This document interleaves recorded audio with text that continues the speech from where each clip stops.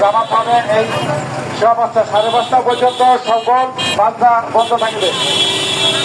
5:30 জামাতের শেষে বাকি বান্ধা হবে। এই আসরে নামাজের আগ পর্যন্ত কোনো বান্ধা কোনো কিছু চলবে না, ঠিক আছে?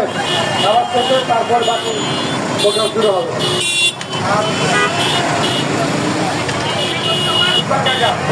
আপনি যেখানে বলেন না